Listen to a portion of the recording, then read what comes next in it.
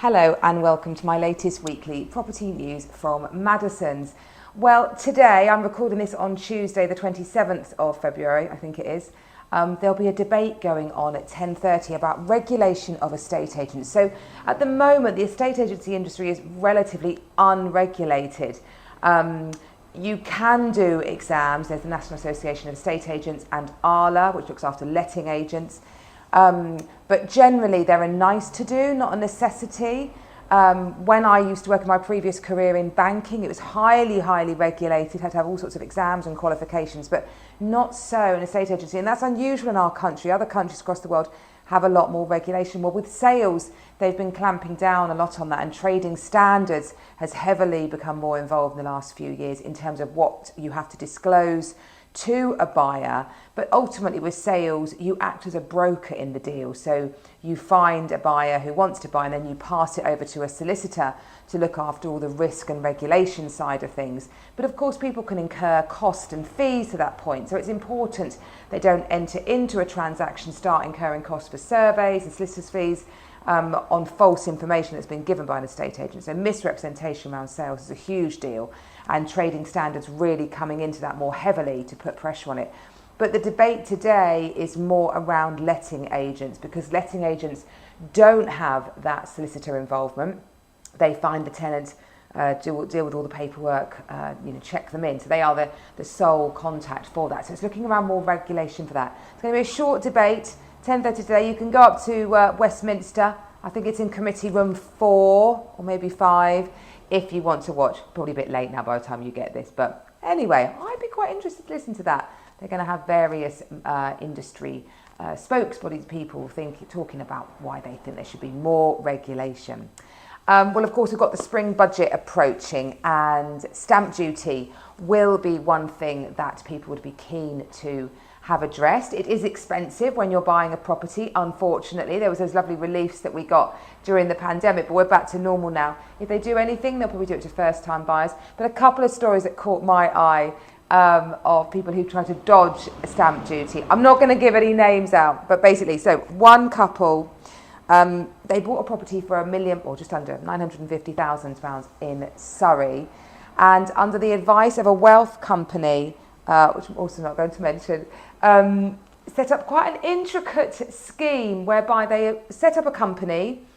The two directors, husband and wife, then bought shares in that company. They put a load of money into it to get one share each, and then that company purchased a home for them.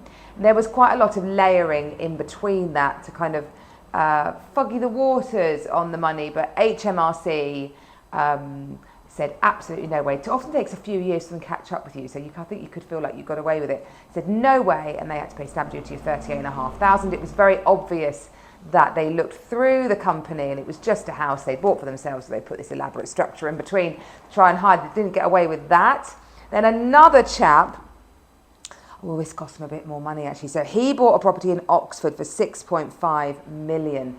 Now this was a lot more money, so it went through various court appeals before it got to the ultimate High Court to make a ruling on it. So basically, he claimed mixed dwelling relief when he bought this £6.5 million pad.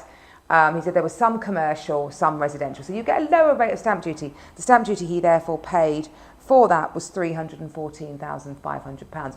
Not an inconsequential amount of money. But HMRC then caught up with him and said, no way. There was this bit called the Old Summer House, which he claimed was a kind of garage workshop. But in 1996, they'd applied for planning permission to convert it into a home, and they'd done that. So HMRC said, no way. You should have paid the full stamp duty, which would have totaled $888,750. So an extra 500 odd thousand on there.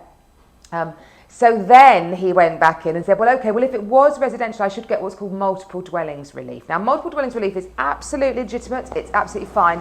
It's basically whereby if you've got more than one dwelling within your property, you claim effectively half the stamp duty for half of it and half the stamp duty for another part. So if you're in that kind of 6.5 million and entering those really high, heavy tiers of stamp duty, it can save you a fortune because it pushes one half of it down to the much lower rates. So on multiple dwelling relief, he should have paid 577,000. but they ruled no. Basically, he's got to pay the whole whack. That's quite depressing, isn't it? So stamp duty, a contentious issue. People try to find a way around it. There's very little you can do. You just got to suck it up and pay it. It'll be interesting to see what he does in the spring budget. Finally, just to quickly mention, I know there's been a lot in the news about leaseholds at the moment. They're really trying to clamp down on leaseholds. Certainly for houses now, you can't really do a leasehold. But I often get asked what's the advantage of a share of freehold and a leasehold. So a share of freehold is whereby within a block, as well as having the right to own in that particular dwelling, you own the overall structure and the land as well. And the fundamental difference that gives you is that you have the control to decide how money is spent. When you're a leaseholder, you're in the hands of a managing agent, and you're really beholden to them and them liaising with the freeholder, who doesn't often care about the building in any way the same way as the actual residents would do.